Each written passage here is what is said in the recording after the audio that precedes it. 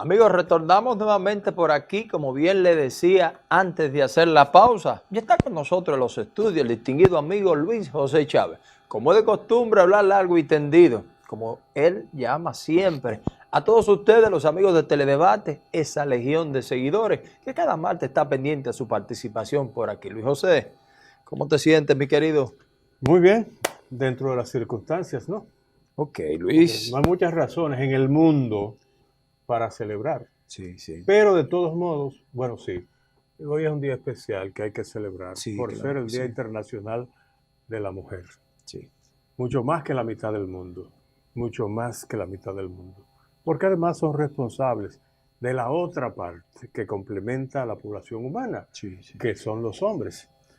Entonces, además, son nuestras hijas. Sí. De manera que si hay una necesidad de armonía vital en la sociedad mundial y particularmente en nuestro país, es justamente llevar relaciones armónicas con las mujeres.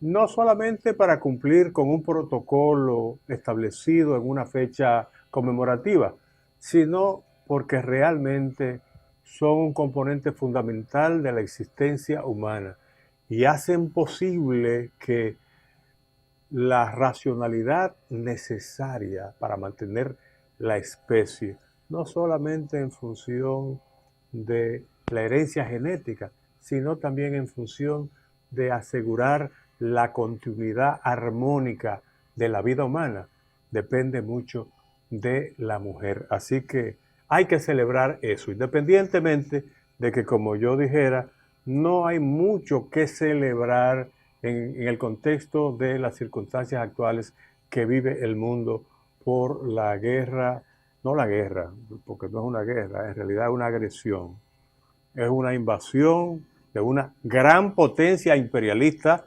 llamada Federación Rusa contra una nación independiente. Sí. Una nación independiente con su propia bandera, con su propio himno, con su propia identidad, con su propia constitución, con su propio territorio, con su propia historia. Entonces, hay que llamar las cosas por su nombre. No es una guerra, es una agresión realmente abusiva e injustificada. Porque, bueno, el presidente Putin podrá decir que tiene sus razones propias, pero si fuera por eso, entonces yo podría darte una galleta a ti y decir, bueno, porque Tengo razón. me sentí amenazado porque tú estabas muy cerca de mí. Sí.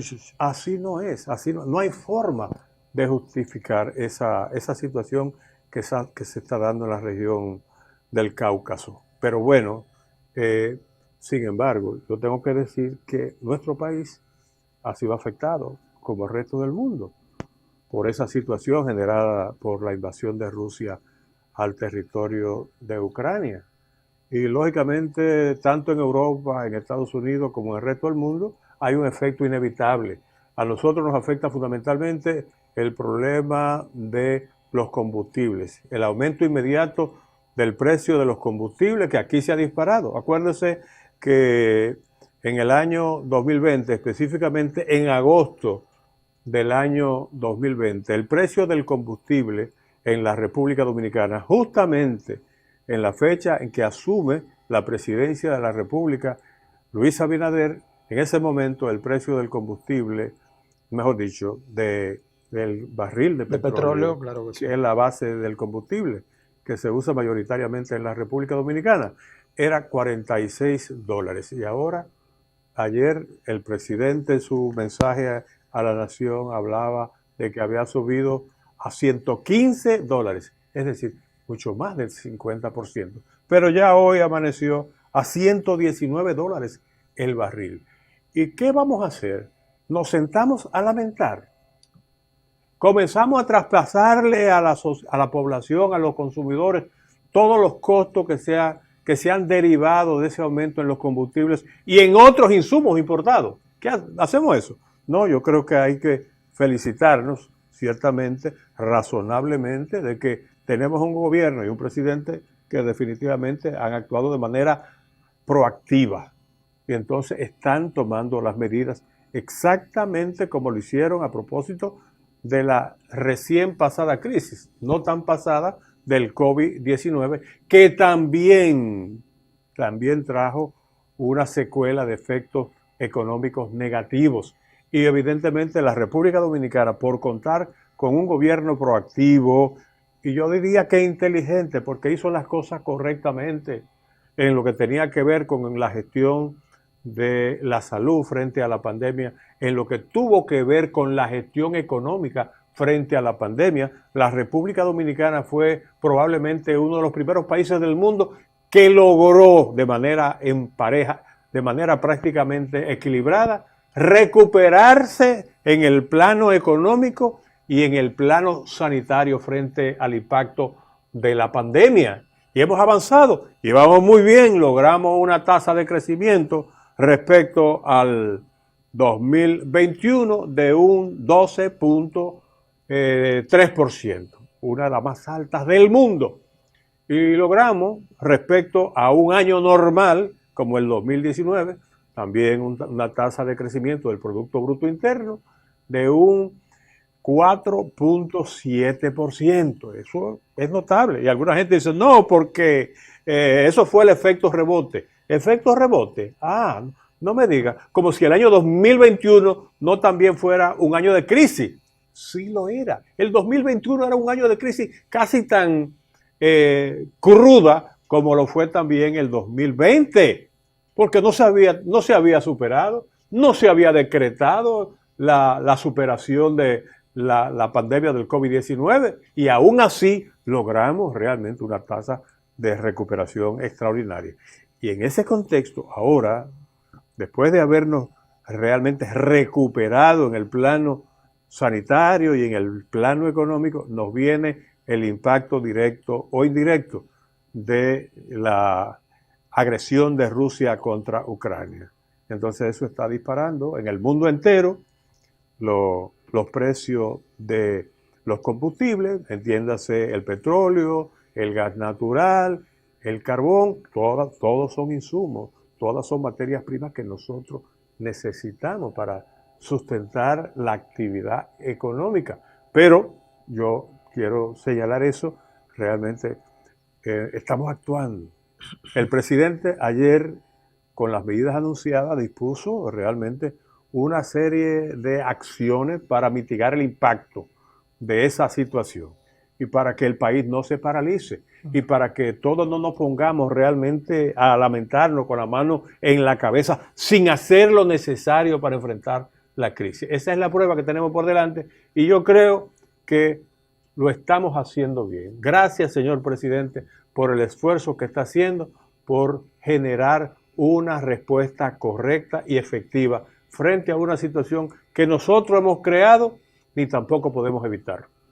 Luis, yo decía ayer en medio de esa participación del presidente previo nosotros con la salida de Teledebate, de que la condición del presidente de servidor público, un servidor público elegido por el pueblo, por el voto popular y democrático, le daba a él esa condición de en cada momento que fuera necesario comunicarle a su pueblo, comunicarle a la gente, porque tú analizas los 10 puntos, las 10 medidas anunciadas por el presidente, pero yo me voy un poco más allá. Yo me voy a esa manera de comunicar del presidente, de tener esa cercanía con la gente, porque yo decía, Luis, en situaciones difíciles es donde más se necesita que el presidente le hable a su pueblo, ¿tú sabes?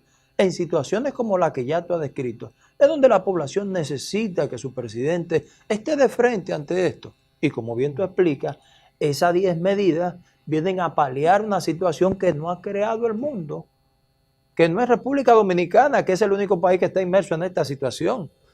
Estamos hablando que Europa ya está iniciando procesos para poder combatir la situación provocada por este conflicto entre Rusia y Ucrania. Pero Estados Unidos va a tener que dar marcha atrás con las medidas impuestas a Venezuela, ¿sabía?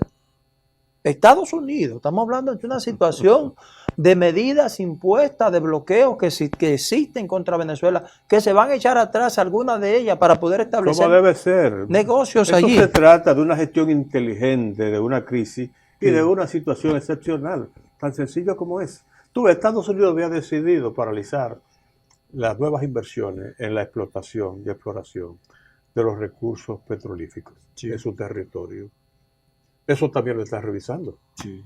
¿Por qué? Porque ahora mismo una gran parte del mundo depende del petróleo que llega del Golfo Pérsico, de los países árabes, pero también de Rusia, de otras regiones del mundo. De Rusia y también en este caso de Venezuela, de Colombia, de Brasil, de Ecuador, en fin, porque por suerte tenemos una buena parte de países de América Latina que también producen combustibles fósiles, sí. entiéndase petróleo.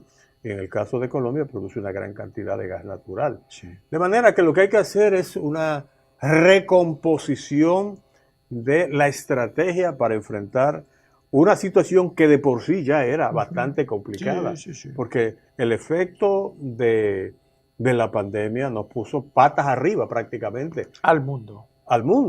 En consecuencia, no nos terminamos de recuperar plenamente, me refiero a todos los países afectados, cuando ya tenemos otro gran desafío por delante, para no decir otra gran crisis, que la es. Pero vamos a suponer que aquí finalmente se va a imponer la racionalidad, la sensatez en el liderazgo mundial, que los señores de la guerra, los responsables de iniciar o quizás de inducir y hasta de provocar, porque tampoco vamos a chuparnos el dedo pensando que aquí hay un solo culpable. Yo creo que evidentemente el señor Putin ha actuado de manera torpe, porque finalmente lo que ha hecho es darse un tiro en el pie. Quiso disparar y finalmente se le pegó un tiro en el pie. Porque ¿qué ha hecho? ¿Está resolviendo el problema de seguridad de Rusia? No, lo está complicando más. Con eso asusta él al resto de los países del mundo y de las grandes potencias que tienen diferencias con la Federación Rusa. No lo resuelve. Al contrario, se coloca en una situación de alto riesgo. Porque si bien es cierto que Putin dice que tiene 6.000 ojivas nucleares y que está prácticamente apuntando hacia las grandes ciudades de Europa y hasta de Estados Unidos, él no puede pensar que en ese escenario él está actuando solo, que él puede disparar sin consecuencias. No, eso no es posible. Entonces, evidentemente, ha cometido un error basado probablemente en una práctica que generalmente se aplica a aquellos gobernantes que acumulan mucho poder durante mucho tiempo, que creen que son inmunes, que lo pueden todo. Bueno, eso le pasó a Hitler. Sí, claro. Le ha pasado a todos los grandes dictadores en el curso y en el transcurso de la historia. De manera que esa es una realidad que estamos enfrentando. Ahora, en el plano nacional, yo creo que lo más razonable es llamar al liderazgo fundamental del país. No solamente a los líderes políticos, al liderazgo político, de oposición, del gobierno, el liderazgo empresarial, a los gremios sindicales, profesionales, a los poderes fácticos, entiéndase, la Iglesia Católica, la Iglesia Evangélica, en fin, a todos los sectores con incidencia en la vida nacional, para que no le dejen este problema solo al gobierno y al presidente de la República. Esto es un problema de todos. Y no comencemos a pecar en el río revuelto, asumiendo, no, tú verás que le vamos a crear una situación al presidente. Le vamos a exigir que baje los precios y que no suba, por ejemplo, los combustibles. Bueno, pues el presidente está complaciendo a mucha gente desde ahora porque está asumiendo un costo elevadísimo del aumento. Prácticamente todo el aumento lo está asumiendo el gobierno. Que no quiere decir que eso lo va a pagar de su bolsillo Abinader, lo van a pagar los ministros, eso lo vamos a pagar nosotros. Lo que hace el gobierno y nuestro gobernante con mayor responsabilidad, que es el presidente de la República, es gestionar una situación y evitar que esto provoque una crisis que termine realmente generando una parálisis de la economía, que desestimule a los productores nacionales. Este país tiene que seguir trabajando duro. Lógicamente, aquí se van a dar situaciones parecidas a las que ocurrieron a propósito de la pandemia mundial, Sí. que tendrán que paralizarse, por ejemplo, las exigencias de pago por deuda, que tendrán que venir inclusive auxilios económicos y financieros de diferentes organismos internacionales y de los países más poderosos del mundo para ayudar a las economías más impactadas y más afectadas y evidentemente más vulnerables frente a esta crisis. Luis, hacemos una pequeña pausa, retornamos de inmediato con todos ustedes.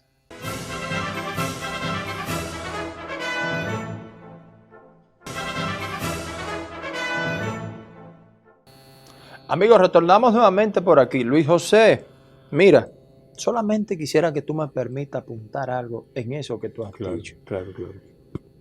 Yo solamente quisiera tomarle la palabra a lo que decía la vicepresidenta de la Asociación de Industrias de República Dominicana en el día de ayer, doña Cici Almanzar, de que todos tenemos que ajuntarnos el cinturón.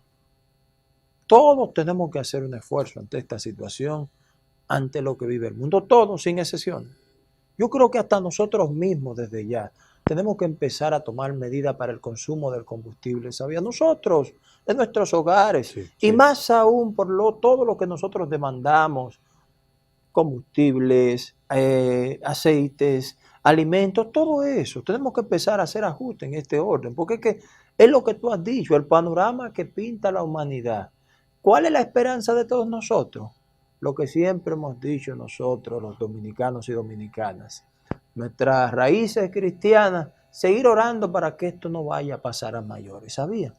Hasta ahora lo que tenemos que hacer todo de nuestra parte, porque el gobierno, los gobernantes, el mundo está haciendo lo posible para no llegar a una situación crítica que sea lamentable para todos, ¿sabía? Es lo que hay que tomar en cuenta, Luis. Bueno, nosotros tenemos un gran reto y cuando hablo de nosotros me refiero a todos, todos los ciudadanos de este país.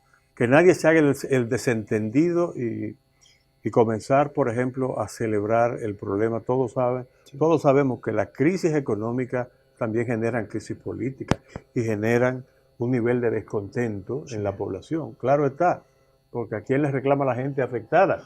A su gobierno. Estamos viendo, sin embargo, que el presidente de la República ha dispuesto medidas, sobre todo para proteger a los sectores más vulnerables de la población.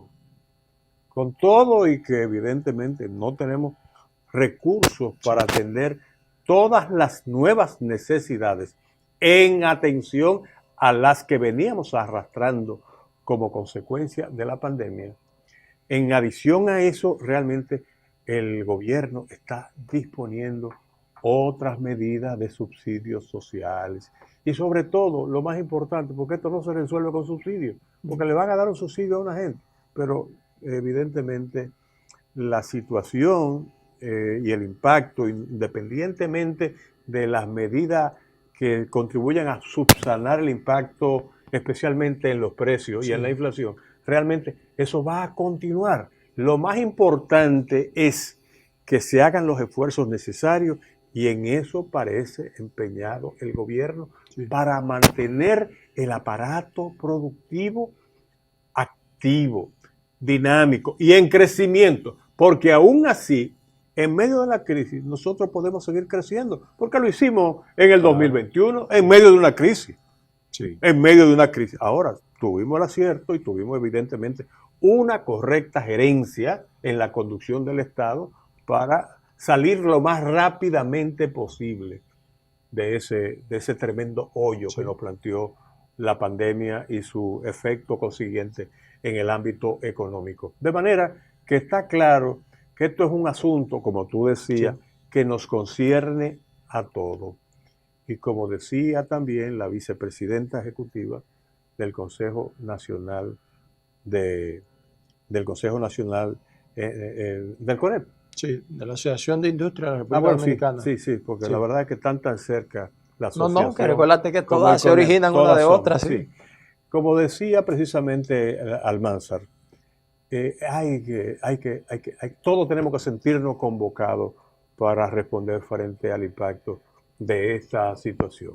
Y sobre todo evitar politizar la crisis y saber que un ejercicio de responsabilidad es lo que se espera del liderazgo nacional, incluyendo a los líderes de la oposición. Sí. Que no se crucen de brazos y simplemente a reclamar al gobierno que resuelva el precio de los combustibles, que resuelva el problema de la inflación, que resuelva el tema del empleo. No, esto tenemos que resolverlo, por lo menos afrontarlo entre todos. Sí. Yo creo que esa es la gran responsabilidad que tiene el liderazgo nacional frente a esta coyuntura difícil a la que estamos abocados. Luis, permíteme para seguir en ese mismo orden, porque precisamente en el día de hoy a las 11:27 de la mañana, el presidente salió en un vuelo privado, específicamente hacia Argentina y Chile, donde agotará una apretada agenda que incluye reuniones con su homólogo argentino y también participará en lo que será la toma de posesión del mandatario chileno Gabriel Boric. Este viaje lo hace en compañía de su esposa, la de primera dama Raquel Albajes, y una reducida comisión que le acompaña en lo que sería esta visita específicamente a Argentina y Chile, países muy importantes que significan unos grandes aliados para República Dominicana, ya que allí contamos con una gran representación de dominicanos y dominicanas. Qué papa más caliente le ha tocado a Gabriel Boric. Sí, una papa bastante caliente. El joven presidente de Chile. Y mira que lo he sentido actuando con bastante sensatez y prudencia. Sí, cierto. Por ejemplo, se ha alineado con el resto de los países de Occidente frente a la situación de Ucrania y de Rusia. Claramente lo ha hecho. Inclusive lo he visto tomando medidas que en alguna medida niegan sus posiciones anteriores antes de ser electo. Por ejemplo, él ha dicho claramente que no está de acuerdo con la continuación de retiro de los fondos de la seguridad social, los fondos de pensiones de Chile, porque prácticamente están dejando al país en una situación, están reduciendo progresivamente las reservas financieras de Chile. Mira, bastante serio. Inclusive los recursos necesarios para apoyar el proceso productivo. Atención a esos que hablan del 30% de las AFP. Atención. Tú sabes que ese tema yo siempre he querido poderlo analizar a fondo porque, como bien tú has dicho, veo con preocupación la situación de Chile a partir de este retiro. ¿Tú sabías?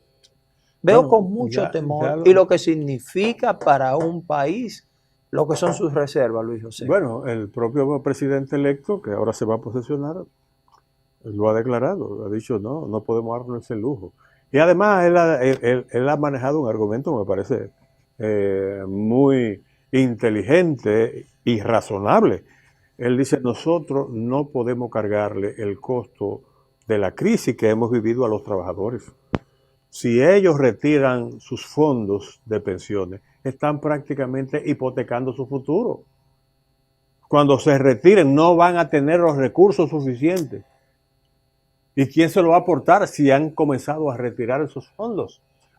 Mira, en situaciones como esta hay cosas que hay que hacerla prácticamente como si fuera un acto religioso. No puedo, me niego. Porque todos sabemos que los adultos mayores, las personas en proceso de envejecimiento, van a encontrarse con una situación de vulnerabilidad muy seria. Porque independientemente de que tengan hijos, inclusive hay mucha gente que no tiene hijos, o sea que no depende, que por alguna razón lo perdieron o simplemente no tuvieron, o tienen hijos sencillamente que tienen sus propias prioridades, sus propias necesidades. Luis, yo te pinto un escenario más simple.